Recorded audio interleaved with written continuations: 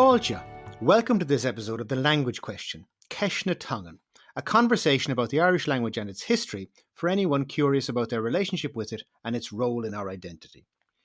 Our guest in this episode is Professor Eóin Killackey. Eóin was born in Southampton in the UK and moved with his family as a young boy to Australia, where he now works in the area of youth mental health.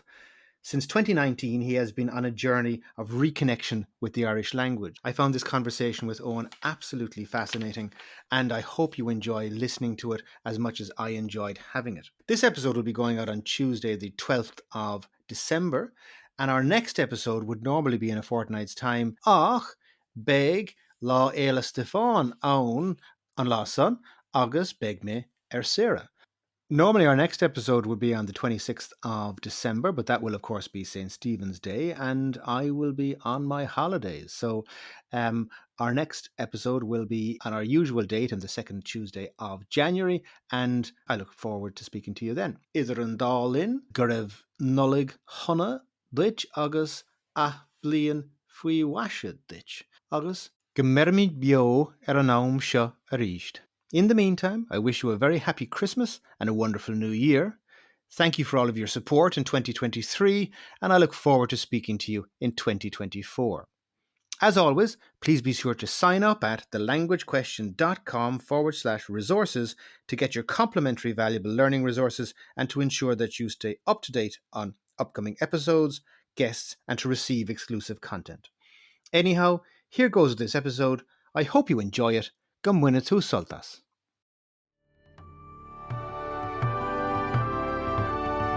Professor Eóin Killackey was born in Southampton, UK, and moved with his family as a young boy to Australia, where he is now Chief of Research and Head Functional Research in Youth Mental Health at Origin, the National Centre of Excellence in Youth Mental Health, and the Centre of Youth Mental Health at the University of Melbourne. He completed his doctorate at Deakin University in 2000, and since 2019 he has been on a journey of reconnection with the Irish language. Eóin a cara tá fáilte is fitheróid ar an seo agus tám thar a bheith buíochtaíod as a bhelin. Táthas ar an bhéilit, lads. Eóin, it is so wonderful to have you with us and so grateful to have you here. We were just speaking before we started recording about how I am here in Clonakilty in West Cork on a sunny Friday morning, and you are in Melbourne in Australia on a I can see out the back of your window there a nice summer's evening, I suppose, 8 o'clock over there. It's late spring and it's still 33 degrees outside. It's hot. Okay, wonderful. Well, yeah, we don't quite hit 32 degrees in late spring here in West Cork, but enjoy it there.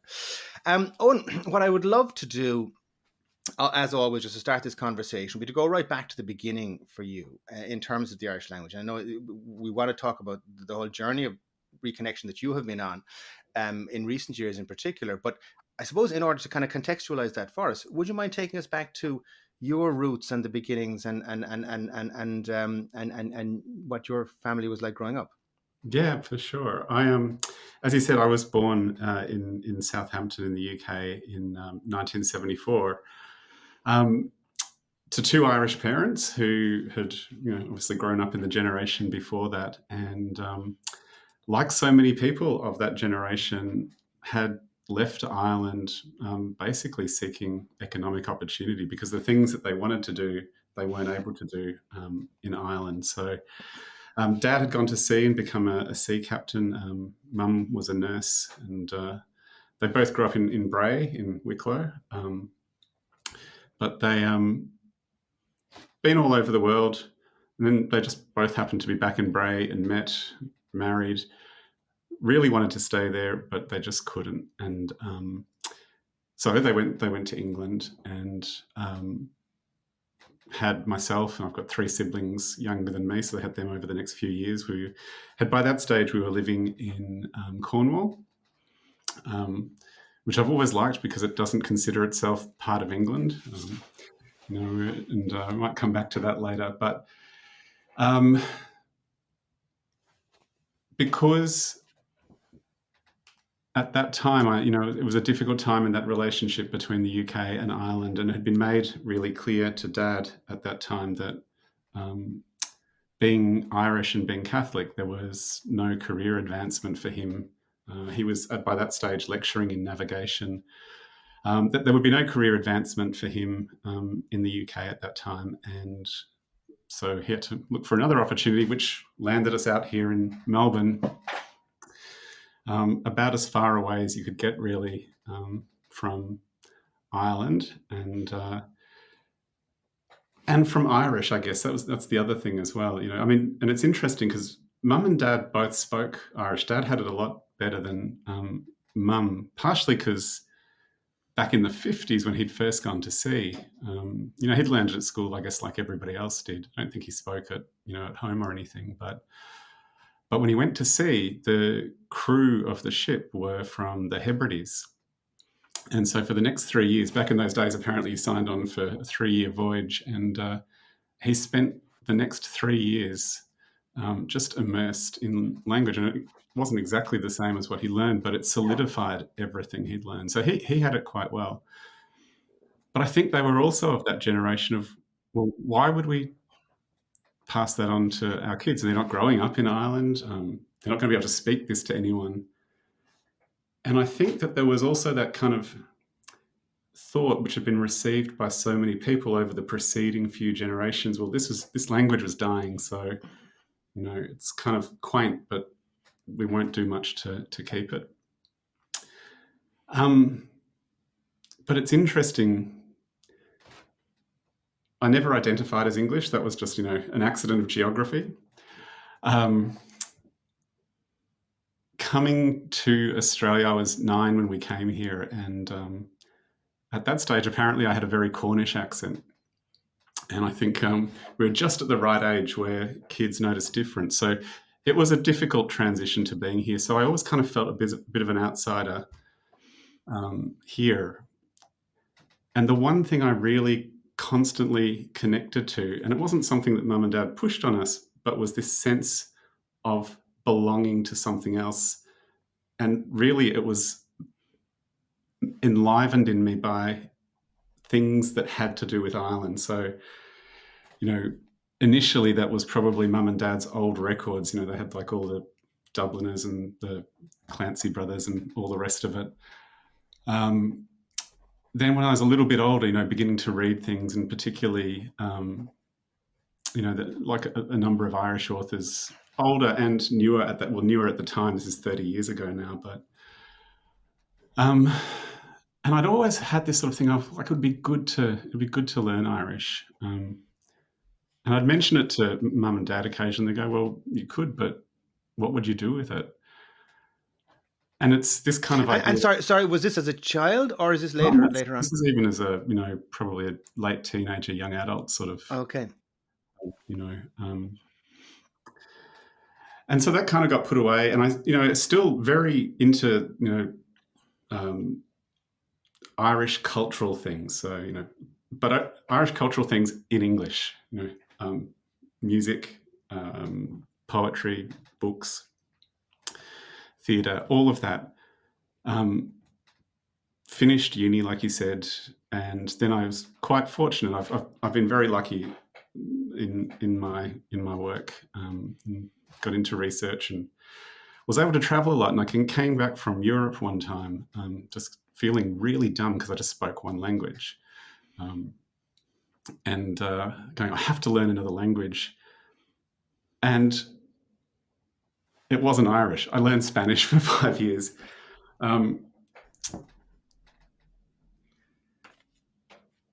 This feels like it's a bit of a meandering story. But no, this is exactly how the journey works. Yeah, and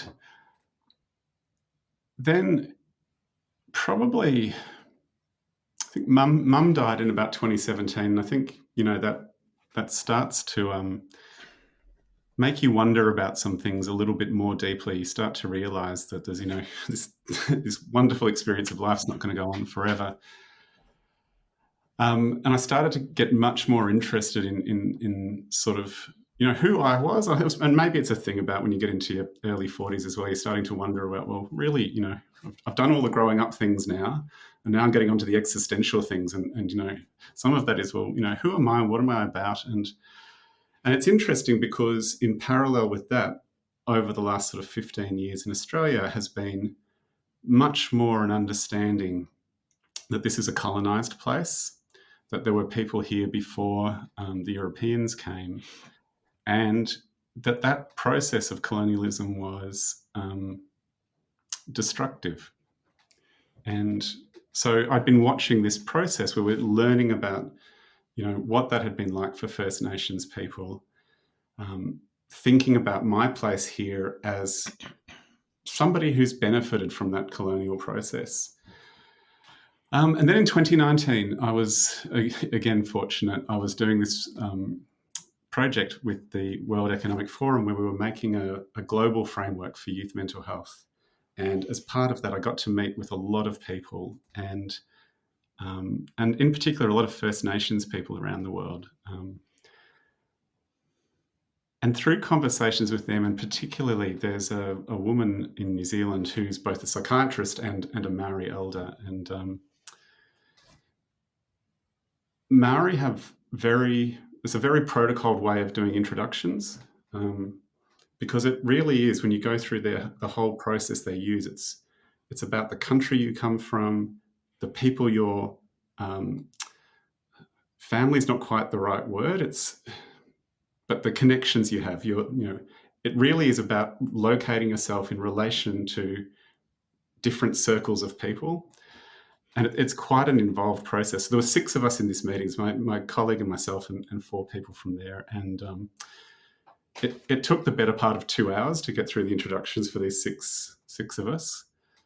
And then she said, what we'll do now is we'll split into groups of 2 and we'll talk about how that was. And I'm like, don't choose me, because it was really pushing on these buttons of who are you? And it's really getting past who are you, past all of this nonsense we have about, well, I'm a professor of this and chief of that and I've got whatever.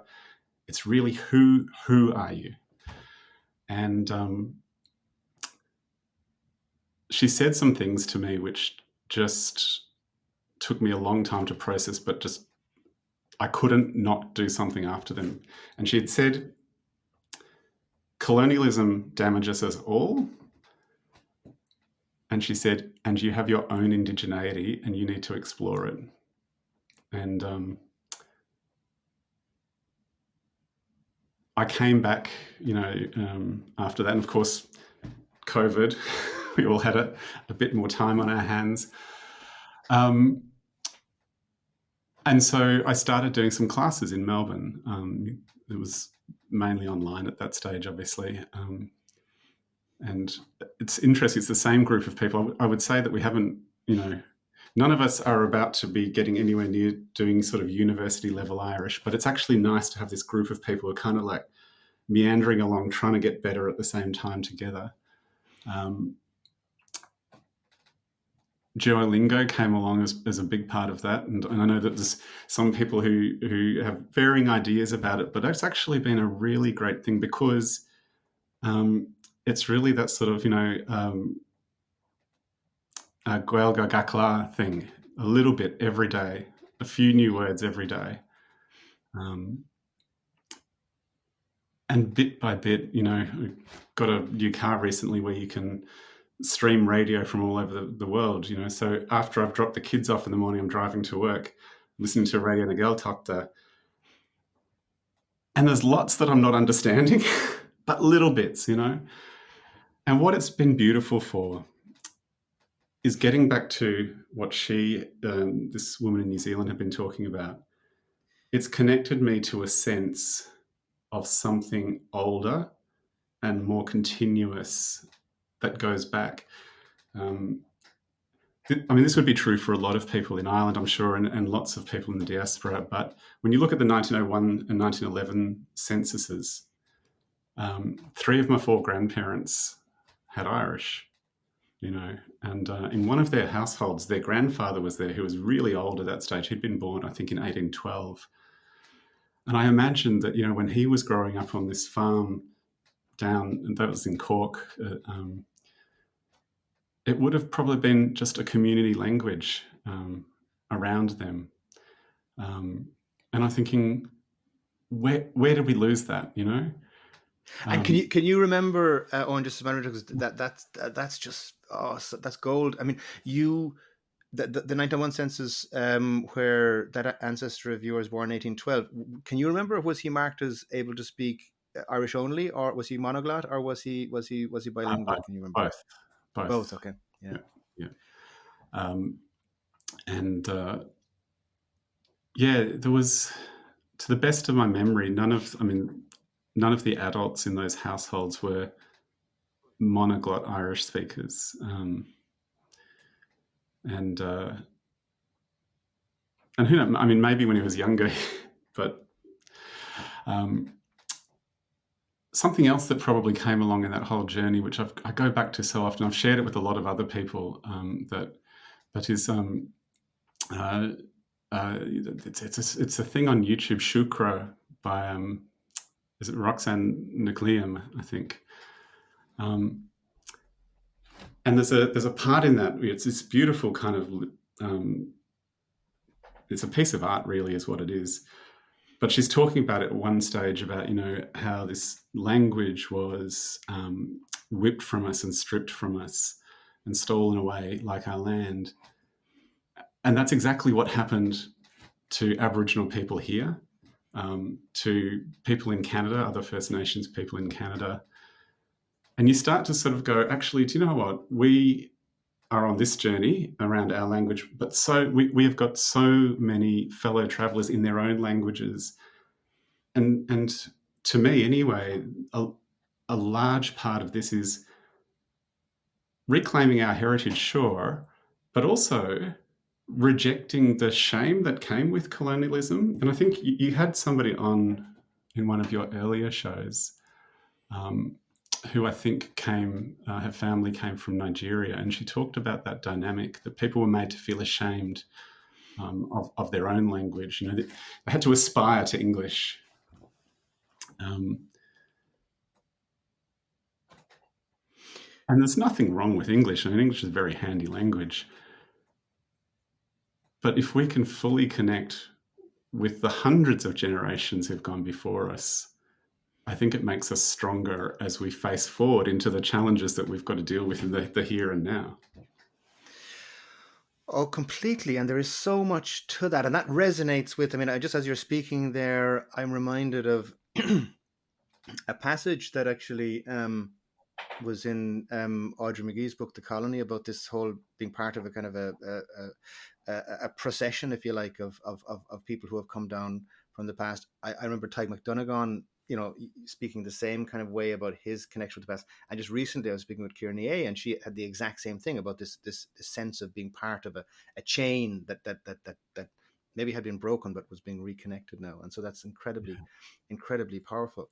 And thank you so much for sharing that, Eoin. But tell me, how does that manifest for you now then, in terms of your feeling? I mean, first of all, just in terms of your mum and dad, I mean, what was your experience, your sense of your mum and dad's experience of the language when you were growing up? I mean, it was something that they obviously chose not to, quite, understandably and absolutely naturally at the time. That was something that they didn't decide to perpetuate in the household. But what was your sense of their connection with the language? They both had it. Was it something that they would have been? Was that a big deal, or was it something that would have Yeah, been no, would be? it was, I think, probably the best way of saying is that they kind of carried it quite lightly. They had Mm-hmm. it, I suppose, in the same way that they had a whole bunch of other things that they'd picked up through life. Mm-hmm. I mean, it's it would have been. I mean, I'm just wishing now I could go and ask them that question. It's a great question, because I think that they, you know, probably it was only in the last 10 years of their life that they stopped referring to Ireland as home, even though, my dad was 83 when he died and mum was nearly 80, and neither of them had really lived there in any kind of permanent sense since they were, teenagers. So Ireland as a place was, I think, hugely part of their identity. And I really think it would have been interesting to have a conversation with them, and because I don't know that they would have thought about Ireland as a post-colonial place, even though just it is really. that's not the kind of thinking that they were kind of brought up with, which wouldn't have led them to the sort of thing of going, well, this was something that was taken away. It was taken away by policy, but it was also taken away by economics and migration and all the rest of it. And I suppose, probably like so many people who followed the path that they followed, for a lot of their life, there wasn't the time, that they were, it was, for most of their, the first part of life, they weren't making that much money, I don't think, they were working hard. And then, the four of us, and get to be a parent yourself and go, oh my God, like the amount of work that is. I was listening recently to somebody reading about somebody writing about The Simpsons recently, and Homer has this line apparently where he says, "I've got 3 kids and no money. Could I have no kids and 3 money?" That's right. Yeah. I know that they, after they were retired and they had a bit more time, and we were all out of their hair, I know that they actually themselves went back to classes, I suspect through the same organisation that I'm doing it, because it's not like there's a plethora of choices here. And I know that they enjoyed that, and I know that they started probably to speak a bit more to each other in it.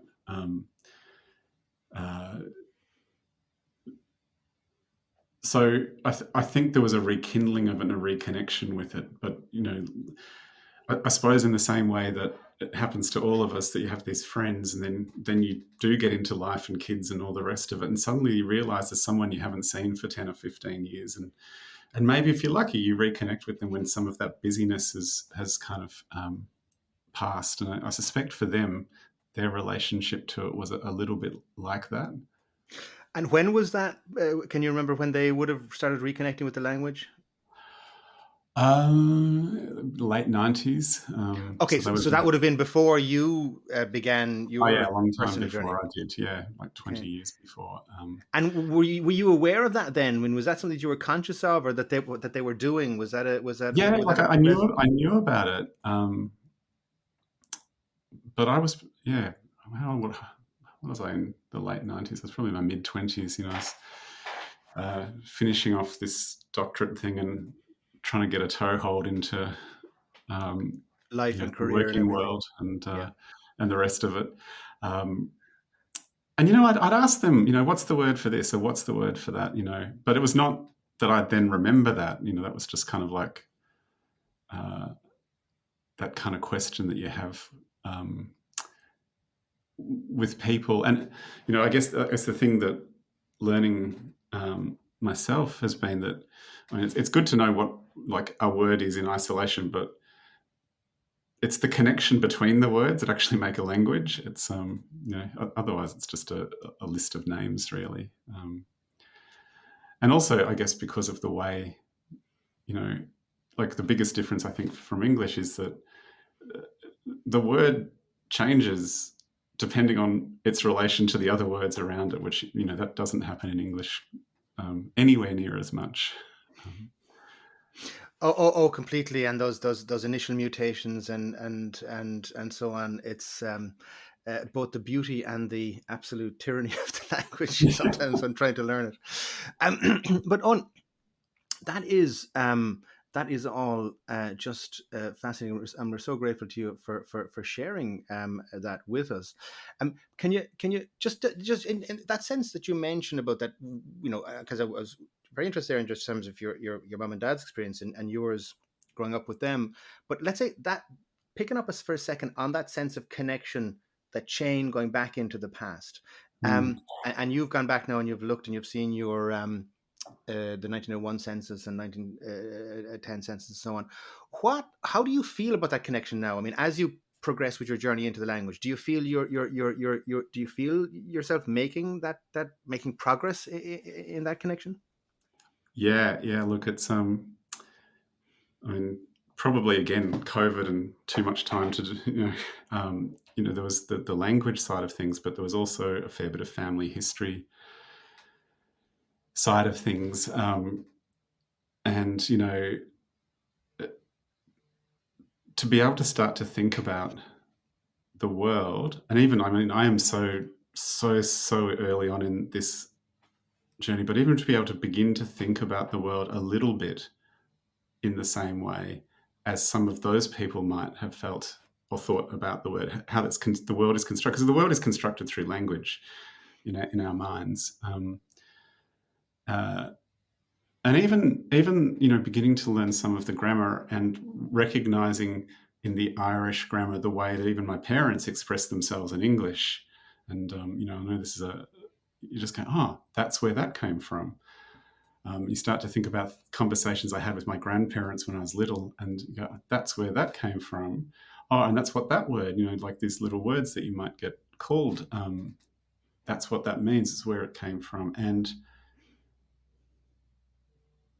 you know, it's interesting being in youth mental health. The importance of connection, and both the youth mental health thing, but also my conversations with various First Nations people around the world, where you have to be in relation to the people around you, your family, your community, and the rest. But you also, so that's that way, but you also have to have a relation to the people who came before you. And in a lot of cultures, it's, you know, ancestors or spirits or whatever. And, you know, this gets into the sort of a realm that's, you know, probably for lots of people, it's a very personal thing. But thinking, I am connected to these people who, well, you know, go down the sort of Catholic line. We believe that they're still there in one place. There's other spiritual traditions where they're still there, and you know, people who just go, well, that's it when it's done. But it's if you're able to go, well, these people started to construct the world this way, and I'm connected to them, and I could actually start to imagine conversations with them. It makes, well, at least for me anyway, it makes me feel connected in that direction, as well as connected you know, to my family and my community here. But also it makes the connections to the here and now, I think, stronger, because I have a much more certain sense of where I've come from.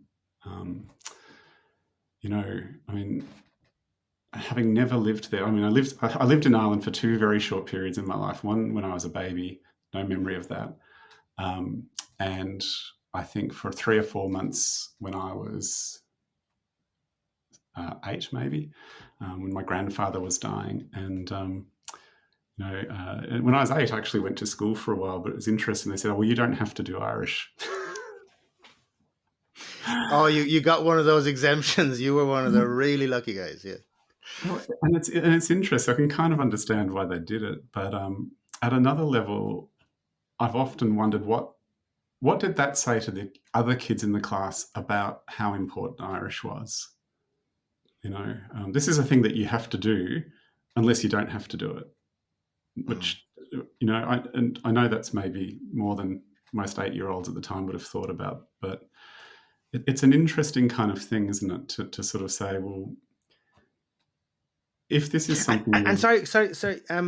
Owen, were you conscious of that? Do you think, as at 8, conscious of that factor, that issue that you mentioned about the just, were you aware of this, the fact that?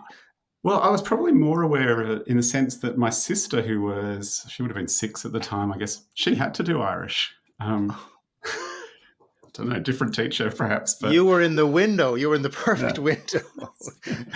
the one time it's worked to be the oldest. Yeah. You know, well, maybe actually in retrospect, the one time, like all the other times, that it didn't work, because you don't know what you're missing then, do you? Yeah, so look, to the degree that I was aware of it, I was aware of it in relation to what my sister had to do, and I didn't. But, you know, I think if something's precious, it should be wanting to be shared as well. And even if people are going to be there for a short time, you know, there'd be a much stronger message to the other children. This is an amazing, precious treasure we have, and here's this person who's only here for a little while, but we're going to share this with them, even if it's only for a little while, because we put value on it. Oh, that is so powerful. and that speaks so many volumes about the way the language is perceived, for many of us in the educational system here. Um, uh, um, Sorry, but and on so because what we're getting into here, and I think that it probably takes us back a little bit to the beginning of the conversation in terms of where you described how you began the journey, let's say in maybe after 2019 in earnest. But I think what we're kind of touching on here now, or pretty deep into here now, is something that I think is very much at the core of what we're about here in this podcast, is the whole question of language and identity. And how does that kind of unfold for you in terms of your sense of identity and language and connection with Ireland? Because I mean, I got the strong message from you that while you were born in the UK, you've lived all your life, or life since nine in Australia, but that you identify very much as Irish, and have that strong connection back via your parents and grandparents and further back. So how does all of that kind of sit with you now? Well, it feels like for the first time I actually have words to describe it. So, if somebody asks me that, now I can say Shmisharanok, August Astralok, August Sassanok. Yeah. But, you know, and when I say it that way, to me, it feels right. It feels right to be able to express that thought in those words. And it's kind of an intangible thing. It's really hard to explain. And I'll tell you another story, which I think touches on the same thing, which I also don't have words for. But after I handed in my thesis, I was 25, and finally I could actually go and do some stuff. So I went traveling for a whole bunch of months, backpacking everywhere. And it was the first time I'd been back to Ireland as an adult. It was only the second time I'd been back to Ireland since we'd left Europe. And flying from London to Dublin, and I was sitting in the window, and you fly out over the land in England, and you're over the sea, and then suddenly I could see the coastline of Ireland, and something moved in me. The only way I can describe it is that something deep and intangible felt like it was home. And it's interesting, I was talking to an Aboriginal woman one time, and she grew up in Western Australia, but that's not the country her people were from. They were from over somewhere just kind of up on the Queensland, New South Wales border. And like a lot of Aboriginal people growing up, she hadn't realised that she was Aboriginal people, and it's part of the whole history here. But they used to go from Western Australia to this other area for holidays every now and then. And she said that when she was back on that country, she felt something. And it was like we were both talking about the same experience, but we couldn't, there aren't words for it because it feels so deep. And I've talked to a few other people who have been in various diaspora, not just the Irish one.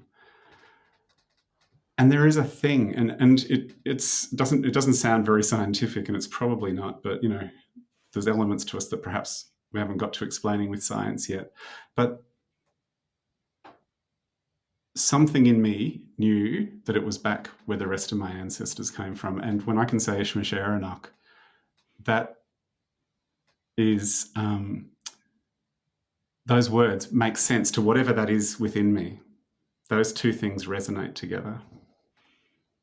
Wow. Wow, that's really powerful. And can I speak then, just maybe just to come to more little, maybe I just want to come back to this, because there's something very, very deep and very contemporary in a lot of this. But I want to just maybe come back to some practical aspects of your journey as part of this Yeah. in the Middle East, because so how because first of all, what I'd like to just maybe just talk about for a second is what does that diaspora look like in where you are now? Both, let's say, so first of all, is because because I think of Australia. I've never been there, but I think of, let's say there's quite a strong Irish community. I would expect. I'm not sure. Is it like you often hear about, the Irish America and that kind of thing? Is that a very strong element, or would you Yeah, identify with that there in Australia? yeah. It's kind of when look back through the sort of European migration to Australia, willingly or not, there was a lot of Irish people who came here over the years, and particularly Hmm. back at the start, it was very unwillingly, I think. Um, if you look at the census results, people with Irish ancestry or who are Irish themselves, I can't remember the most recent one, but it's been up to around about a quarter of people in the country have Irish ancestry. It's kind of ubiquitous in a sense. Um, but some of those people, their ancestry might be, 5 or 6 or 7 or 8 generations ago, and their connection to it has become very, very thin. And also, I think because, and I mean, I don't know America well enough, apart from like the rest of us, I guess, movies and everything else. But um, Irish people in Australia kind of have integrated into every layer of society, basically. So um, it's something that we would know about each other and we might talk about. And particularly if there was someone who was more recently arrived, I think, would be very, still wanting to look out and help people. But it's kind of Um, baked in the background, it's kind of more. yeah, it's just part Yeah. of the thing now. So, um, I mean, there is in Melbourne here is the Celtic Club, which has been going since about the 1850s, I think. So that's still draws in a lot of people, and there's a kind of a small kind of GAA sort of scene here as well. Um, it was not in any part of Melbourne that was close to where I was growing up. So I wasn't really aware of it until a few years ago. By which time I am too old, and it's just far too dangerous for me to start trying to learn new sports. It's bad enough trying to like play the ones I already know, Yeah, sort yeah. of aging body. But uh, And I so suppose there's then there must be, because, and what does the relationship look like between, let's say, well, let's say native Australian kind of diaspora. The native word is so kind of problematic, but just let's use it as a shorthand. Let's say, like people like you who are, there your whole lives, and versus then, let's say, the kind of Irish expat community that I presume must be yeah. reasonably Well, substantial it's there as it's well. it's kind of huge at the moment. I think. Yeah. You know, I'm not sure if we're doing it as an official government policy, but it does seem like we're trying to steal all of your medical workforce, and a fair bit of your construction workforce as well. Because there are lots, and they're young people, they're young Irish people here, and Is there inter kind of connection between those two communities or a groups in little any bit, way? not as much as perhaps there could be. There could be a lot Yeah. more, and I know. I mean, and this is going to seem like everything I've just said is like. So my boss is also the president of the Celtic Club. That's just a coincidence. It's That's how you got the job, um, of course. Yeah. yeah, it's yeah, it helps very much at this place if you're Irish. No, it's Yeah. uh, in some places that would be true because there are companies who people have come over here and they've built a company themselves and they do want to help other people coming from the same place and trying to get a start for themselves here. Um, but I know that, for example, that Celtic Club wants to do a lot more to reach out to those young people. I mean, I have said to Pat, my boss, that it would help perhaps if if their socials had some people that didn't have white hair in it, and that they could actually connect with that younger group, not necessarily to do anything other than support them while they were here. Which is why that club was set up back in the 1850s, because there were lots and lots of people coming here at that time, had no connection. Mm. It was to create connection and community. Sure. And and I was just interested because I want to just maybe progress it along in terms of Yeah. that was that I want to get a sense of what the, let's say, the diasporan community looks like there in general. But could we maybe get a little bit more specific then in terms of what does the diaspora and community look like now from an Irish language perspective? How does, because you started then learning, how has that kind Yeah. of evolved for you in terms of connection with others?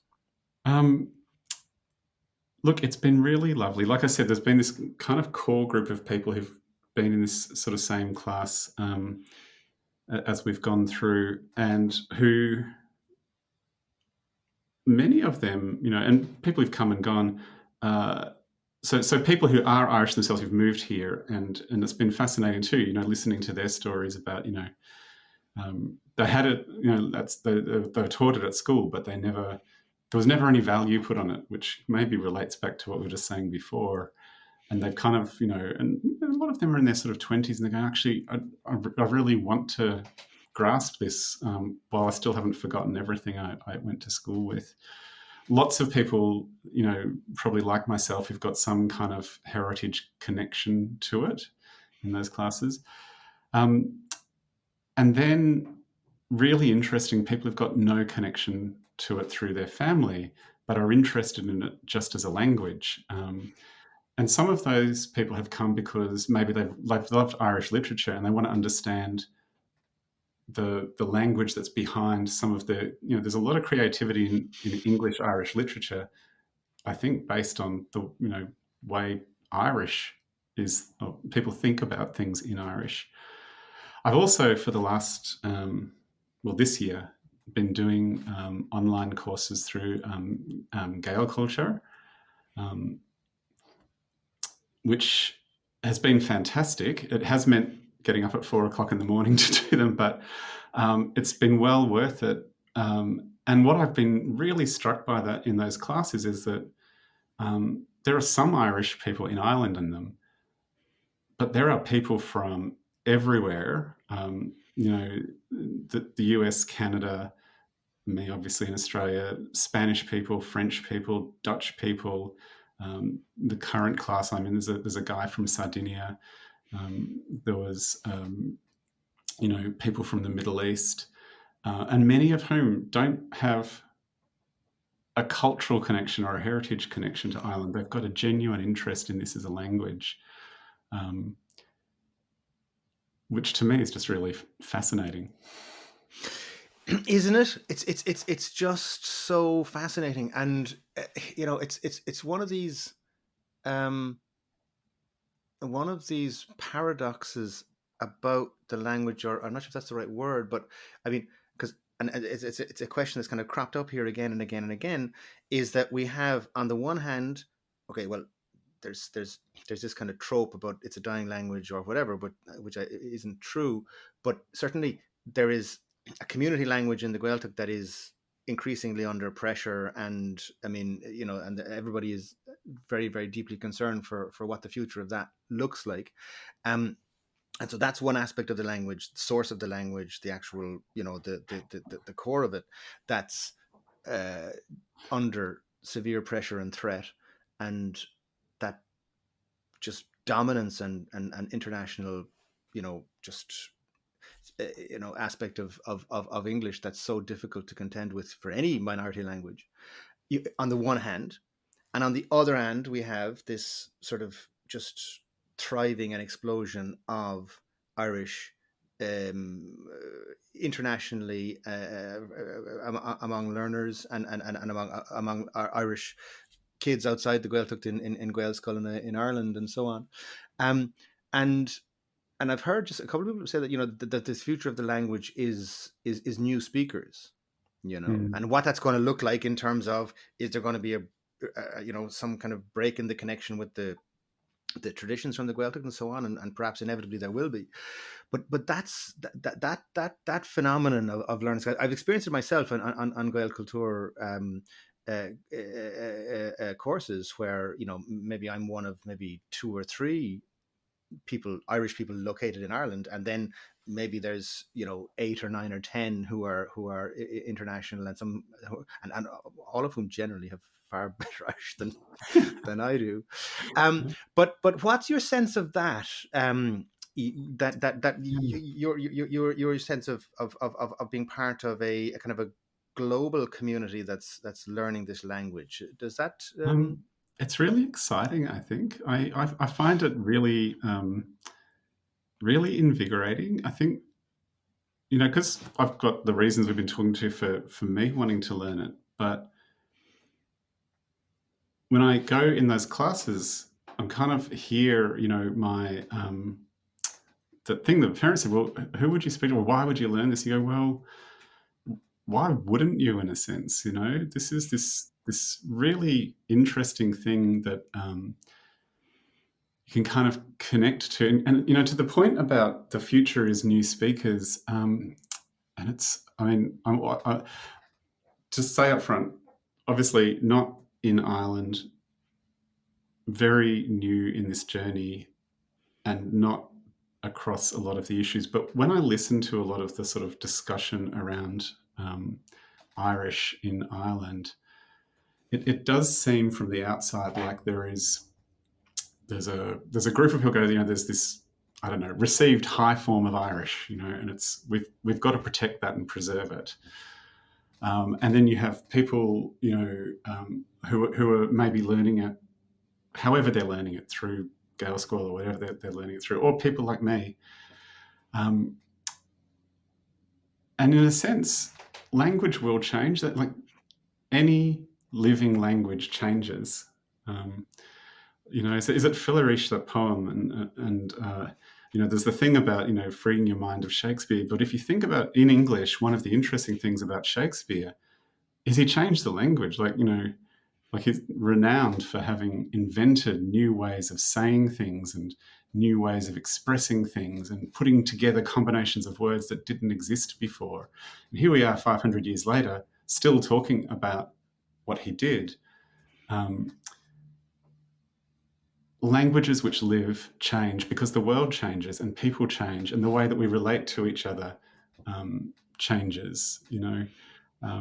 Simple things that you can imagine.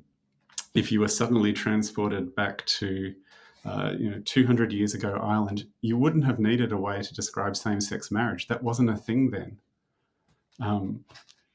But it is now. So we need ways to talk about the world as it is now.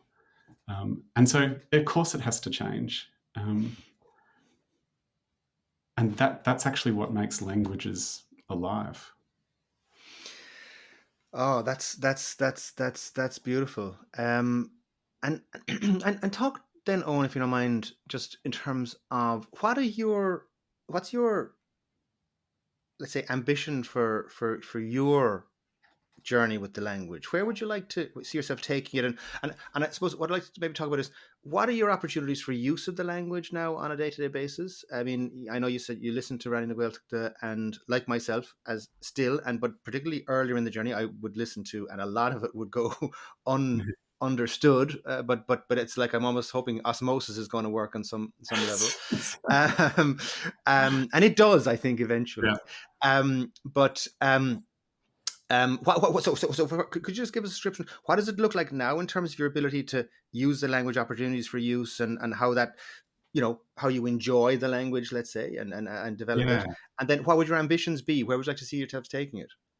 Well, for the moment, it's pretty limited. So in terms of speaking, there's classes, which I guess all up, if I get to every one of them, that's 5 hours of classes a week. I try to say things to my kids. So my kids are 12 and 9. So, like simple things, like Kul Sov or Konasatatu, and, Tagrag and Gwit, those kind of things, I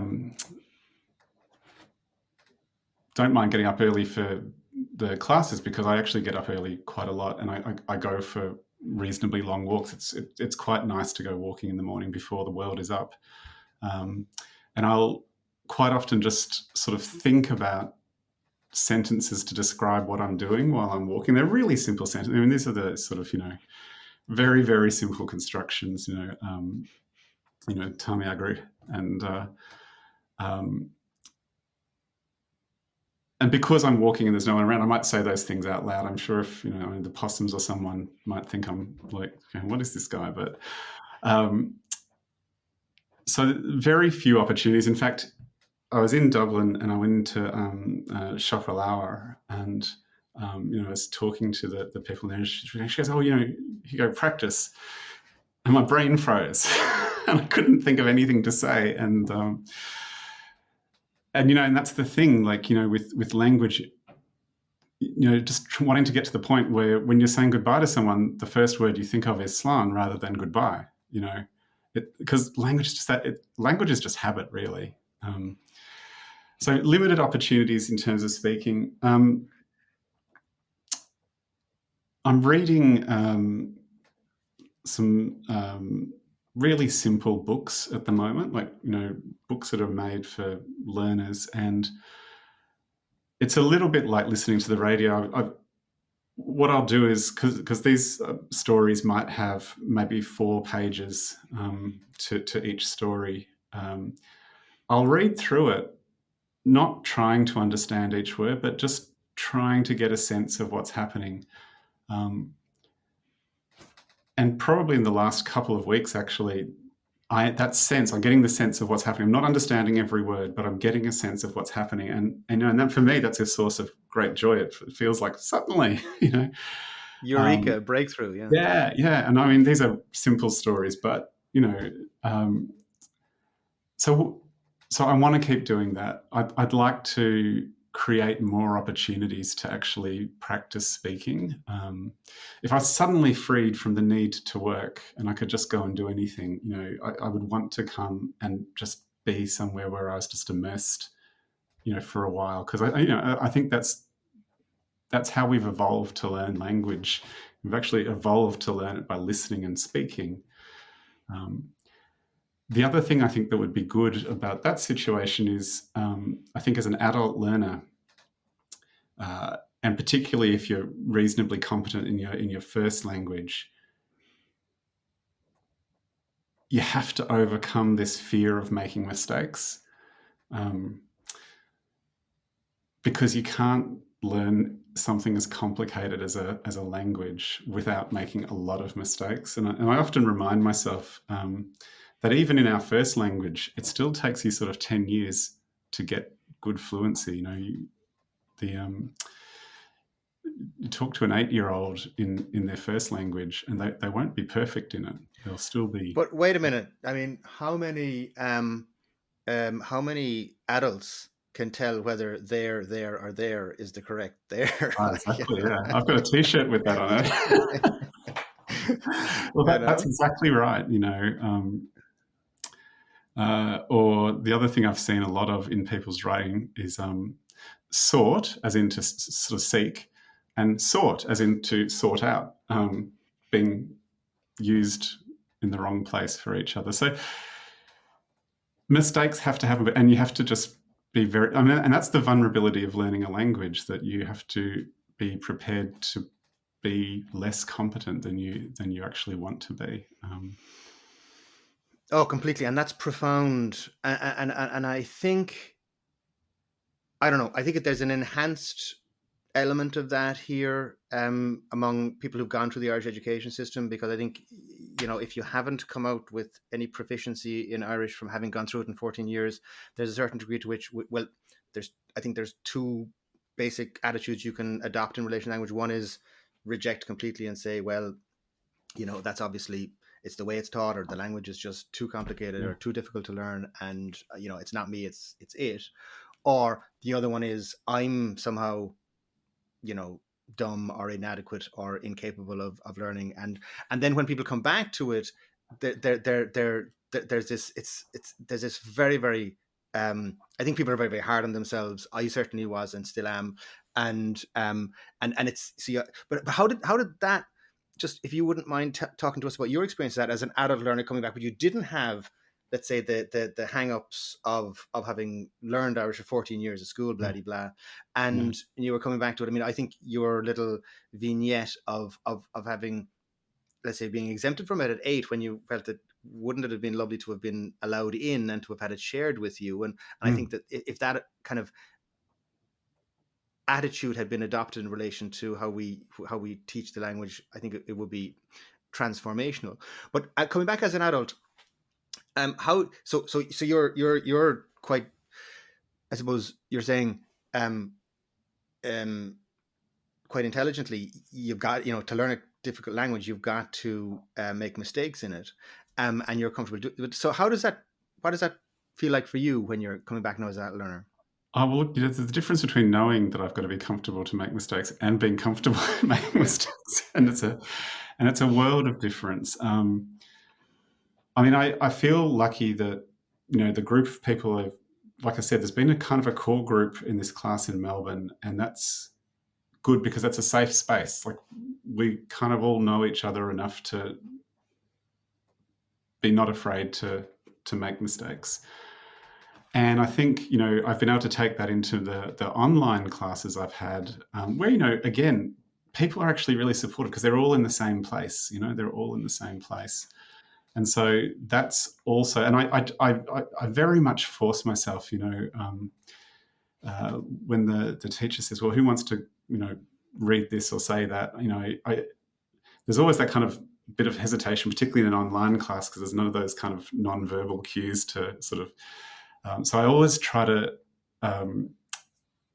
jump into that space, because even if I get something wrong, I'll get some feedback, if I pronounce something wrong. And, I mean, and as an adult coming from English into Irish, it's, the thing that you get wrong all the time is the sounds of letters. You so used to, an A sounds this way. And so the more you can be corrected in that, the better. But I also recognize, one of the things about having the academic background, the whole thing about academia is you're constantly being corrected anyway. Like, that's even when you're well established, you get feedback on all sorts of stuff. So I'm lucky. I'm used to that. But it is, yeah, it's that challenge to basically make yourself vulnerable. Mm, mm, mm. Oh, I think, on very many levels, and congratulations on doing so, because it isn't easy. On just on that, Owen, could we just maybe dive into Irish? Just sorry, you mentioned just, and then the beginning of your journey, I think, um, was connecting with somebody from a First Nation community, and Irish as a, let's say, an indigenous language, and the whole question of colonialism, and Irish being associated with, or the indigenous language being associated with shame, and English being is the prestige language, the one that you must learn. I mean, you mentioned even going back to your mum and dad, they quite naturally probably would have said, well, look, I mean, come on, we've just got to get out in the world and get on in the world with our kids, and for them then English, it's just a fact Mm. of life that one has to that's where we're going to have to put our efforts. Um, but can we come back maybe just to Australia now today? And I mean, and the whole question of colonialism is it's so difficult. It's so problematic. I mean, I remember reading um, Satnam Sangara's Empire Land, an excellent book recently. And again, the typical Irish thing in reading it, I was kind of going, oh, wait a minute, how come he isn't referring to Ireland more, and or at all? It's we're so parochial in how we kind of view these things. But his book is fascinating, and what I found about it, I found interesting about Arís, when I was saying, because he kind of, he doesn't really look at Ireland as a colonial kind of exercise, and as part of empire, and that might be just historical, because I think empire probably was defined a little bit later on. And of course, when empire did get going, you had a lot of Irish guys who were quite, rose up along the ranks. I mean, and were quite effective at enforcing colonialism and implementing it. I mean, there's one chap from Tipperary, I think, who was directly responsible for a massacre in Amritsar or somewhere like that. Um, Mm. um, but one of the things that Sangara mentions is a particular egregious kind of episode in Tasmania, I think, where they effectively just it was complete annihilation of the indigenous population there, and Mm. they were hunted and so on. I mean, that actually that resonated deeply with me. I remember reading Owen Dalton's book. It's an Irish rainforest. It's based on his experience of rewilding a part of a farm in Beara in West Cork. But he talks about how in that part of on the Beara Peninsula there are um, um, um, uh, records and reports of how the native Irish were actually hunted for sport at a particular time in the 16th century. Mm. Um, so you have these kinds of layers of colonization, you know, colonized people then becoming part of the kind of colonial project elsewhere, and back and forth. And now we have in Australia, you've mentioned, I think, that whole over the past 15 years or so, I think you said there has been maybe an evolving conversation around First Nation people and Indigenous people, and all that. I know you've recently had a referendum there in relation to this. I mean, would you mind just? I mean, and it's a very deep topic, but I mean, would you mind just reflecting for a bit on what that kind of looks like now, and whether your sense of your indigenous Irishness, how does that kind of enable you to maybe relate to or understand or have a shared kind of understanding with maybe others who have similar experiences but from different backgrounds across the your part of the world. Mm. Um, there's a lot in that, isn't there? You know, to start with the colonial thing, I think, like you say, with the 11 or 1200s, empire wasn't really kind of the same idea that it is now. But really, if you look into the sort of more modern part of things, Ireland and Scotland, well, parts of Scotland anyway, when I look at it, to me, it's where the English practiced colonialism. It's where they figured out how they made this stuff work. And when you look around the rest of what became the empire and the things that they did, many of them were first practiced in Ireland. The laws about inheritance, the laws around religion and language and all the rest of it. It's almost, and it wouldn't be surprising given there's a government behind it. Like they made a manual and they said, this is how you do this thing. And one of the things that they did become, and they did this in Australia as well, because when the English came to Australia,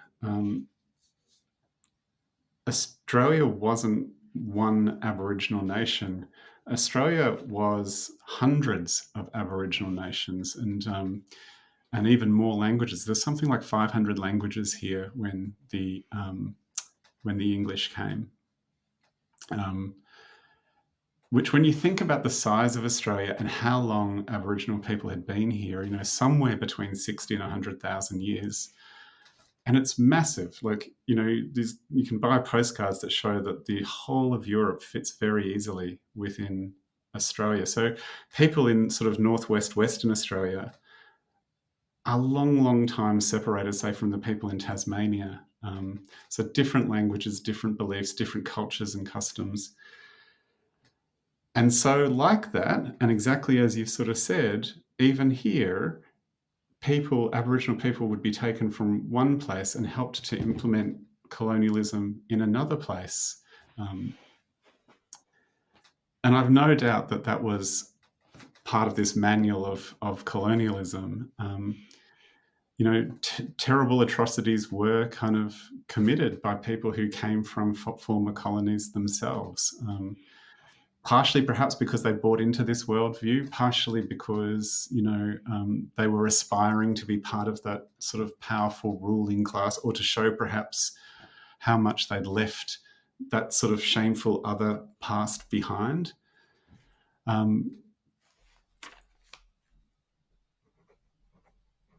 I guess going back to what the woman in New Zealand told me, colonialism hurts us all. It hurts the people who are colonised, but it hurts the colonisers as well, because you kind of lose sense of your own personhood. In a sense, to dehumanise other people, to colonise them, you have to dehumanise yourself to a degree. In terms of my journey, and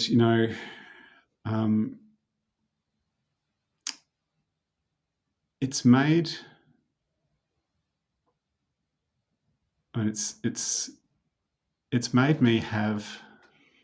I'd like to think I already had a lot of empathy for the struggles of Aboriginal and other First Nations people, but it's made it a lot more visceral for me. And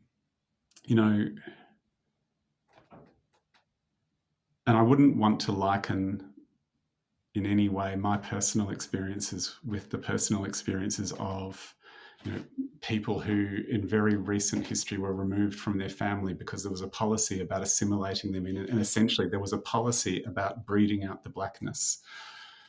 So I wouldn't want to liken my experiences to that. But I've also reflected that, we ended up in Australia as a consequence, even though it was a long way down the track, of the policies of colonialism in Ireland. I think you could make an argument that, the Industrial Revolution happened everywhere else in Europe, and society changed. But it didn't happen in the same way in Ireland, because it was convenient to keep Ireland as essentially a food-producing country, for the empire.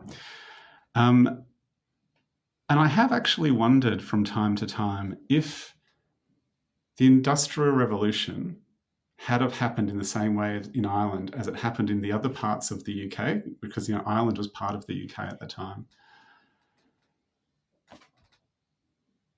Would it not have then perhaps not had, okay, there's about 5 negatives in that, might start again.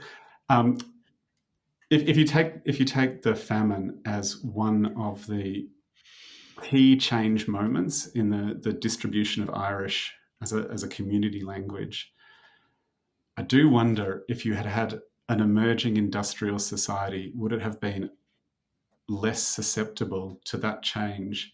And because people would have already been, shifting into these other roles, would they have been shifting into them in Irish anyway?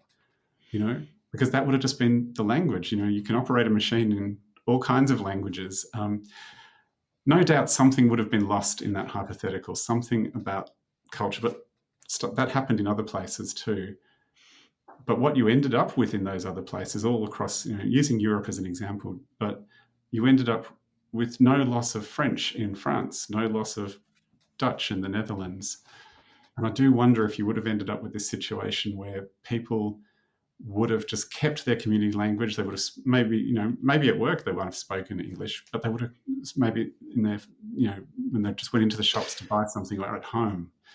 If there was economic opportunity in the language, Yeah. Completely. If you could work a factory job, as Gaeilge, because that's what the community were doing. Completely. And I think there is. I think Wales is a okay. They've struggled with the language, but they're in probably a far better place. But I think the fact that there was a tradition of reading and writing in Welsh, for instance, because of and that there were economic opportunities in the coal industry and things like that in Welsh. No, that's a fascinating point. And there's so much of this. And I'm sorry, I've hit you with this kind of big kind of, Yeah. deep culture, Oh, historical question, as we come to the end of this, and it's completely fair. It's one that we're going to have to come back to, I think, because I think because I would love to really dive into how yeah. because you had that kind of connection in 2019, that let's say the spark that came from that interaction with that lady, the Maori elder, and I would love just to then just briefly, if we could, because we're going to have to wrap up shortly, but just if we could briefly just to how, let's say, has your journey in relation to Irish in the meantime, how has that informed or assisted your, let's say, relationship or understanding with other First Nations people in your part of the world? Is that a thing in any sense? Um, it's interesting because I, have had some conversations with people, with Aboriginal people, and chatting and sort of it's come up about me learning Irish, and like so why, and I tell them the abbreviated version of what we've just been talking about, um, and it's fostered a connection because they get it. They get it, and it's interesting here. Like I said, there's hundreds of languages. Most of them are probably lost now, but people are trying very hard for the ones that remain to breathe life back into them. And there's a kinship between what they're trying to do. And I think one of the reasons why a lot of people are learning Irish, because there is an element that you feel when you're learning this language that you're personally helping to contribute to this not dying, to this actually living, and um, you know, so many Aboriginal people are doing the same thing as well. And for them, it's difficult because there might be two or three people left who know the language, and they're trying to absorb all of that knowledge from these people before those people go. Um, uh, so it it has probably helped create a connection, um, and allowed us to see a commonality. And it's interesting because as people, when we find things that connect us, even though we might come from wildly different backgrounds and circumstances and all the rest, uh, I think we catch onto that commonality because that's actually what we've evolved to do for millions of years. We're these super social creatures, and when we find something that we have in common with somebody else, it's like we're walking a path together. And so it's been very helpful that way. And yeah, it's a difficult time here at the moment in the wake of the referendum, and yeah, it's a lot of Aboriginal people are really hurting, because it is a rejection. It is a rejection of something that they'd asked for, and without this is not relevant to the show. It was a very modest request, really. It seemed like a very minor ask, frankly, as a completely ignorant outsider, and I Yeah. haven't been. It's not something I've been paying close attention to, but I can imagine how it must be really impacting on people. On just as and unfortunately, as I, it's a conversation we're going to have to come back to. But as we wrap up, I just want to think finally, just in terms of the two kind of final questions I often put to guests. One of them is about the future of the language, but and I suppose rather than, but what I'd like to just maybe for you in this context, what I'd love to hear from you in relation to that, because I mean one of the big places for the future of the language, I think, as has been said, is new learners, and new learners who are not going to be connected to the Gaeltacht are able to experience that, a direct connection with that for now, or easily. But for you as a member of the diaspora, as a learner there, as somebody who's forged your own way in reconnecting with the language, and resourcefully, I mean, 5 hours a week, phenomenal by comparison to what, I would say, 99% of Irish people living here would be willing to do. I mean, what would you like? What would you like the future to look like for you as a member of the diaspora? Are there things that you'd like to see Yeah. for part of to continue your journey? Yeah, look, I mean, I was on a plane somewhere not so long ago, and Colin Cohen, the film, was on it, Mm-hmm. and I thought, how cool is this? I think it was an Emirates flight. I was on this Middle Eastern airline, flying back to Australia, watching a film in Irish. I would like it if there was more of that available. I would like it. And it's interesting. I mean, we've been at New Zealand a lot this evening, but one of the things that is really interesting when you go to New Zealand and has changed I think it's probably 20 years since I first was in New Zealand. 20 years ago, if you went to New Zealand, there would be no white people would know much Te Roa, that's the Maori language. They would not know much of that. Now it's like there's this hybrid English sort of thing.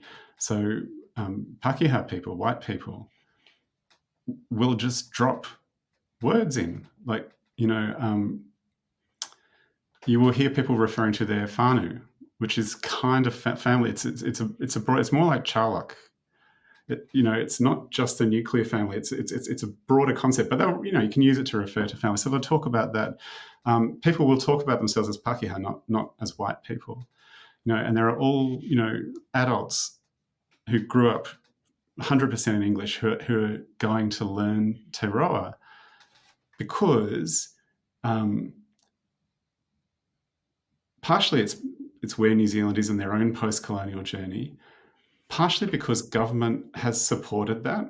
And in the same way that, as the Gael scholar, you can do your entire language in Irish, your entire education. You can do your entire education in New Zealand in Te Roa, which has been great for Maori people. But you will also have Pakeha government ministers who will give talks in Te Roa. And you have there will be no public event in New Zealand that starts in English. They all start in Te Roa, and the start might be a 5 to 10 minute bit. It's not like a little token bit of words. It's a whole bunch.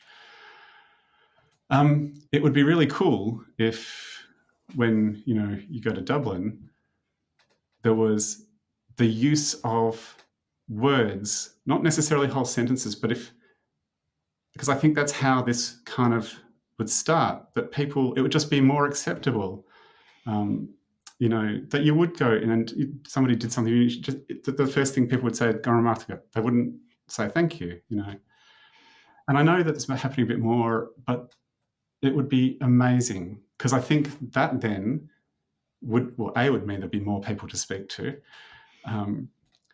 But in turn, that would probably lead to the production of more pieces of culture and that people like me could consume. Because there's unlikely to be a massive community of people. This is not, I hear about Brussels a lot, where there's the Brussels Gael talk. That's not going to happen here. I mean, there are pop-up Gael talks happen here. I am not anywhere near at the level to be of any use in those, but there are people who go and they connect. But those are the kind of things that I'd like to sort of see happening. And I suppose, to get back to that thing, that when some other 8-year-old has to spend a few months in Ireland, that there's a pride in this thing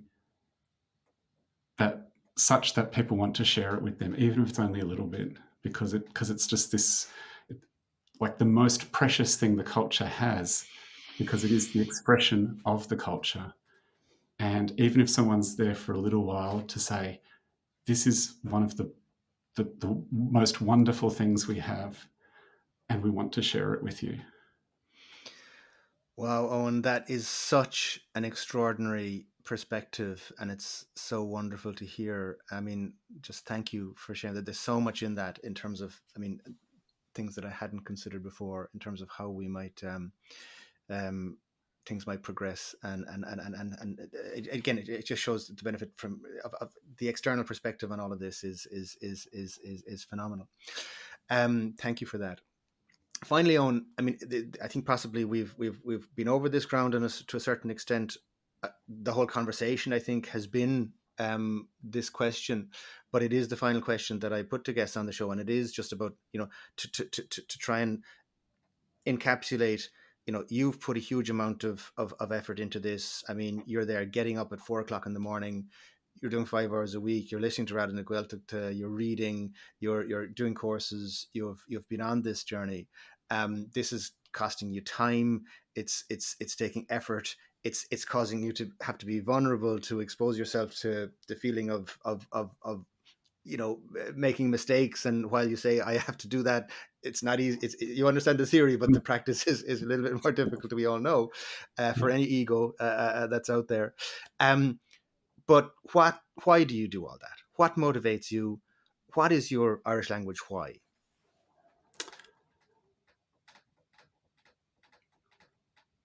In the end, I think it probably is a mixture between that intangible feeling that I told you about, you know, when I first saw the coastline when I was coming back as an adult, because there's an element, I mean, it's not as powerful as that, but when I learn new things, there's a little bit of that. And it's the connection to the Hishmathori and the Shan Hishmathori and the Shan Hishmathori and so on. It's the connection, to the, you know, this concept that Aboriginal people have of country. That's how I connect to my country. Oh, beautiful, beautiful. Owen a cara gur raibh míle maithagad bunas ansoltas an scéal Aráin Túlin berbua agus banach de cara.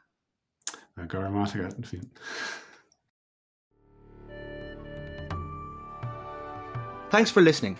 Gur raibh míle maithagad as a bheith éisteacht. I hope you enjoyed this episode. I would really appreciate your feedback and would be eternally grateful if you would follow, rate and review the show. Please also be sure to sign up at thelanguagequestion.com/resources to get your free valuable learning resources and to stay up to date with upcoming episodes, guests and to receive exclusive content. Slán Tamil.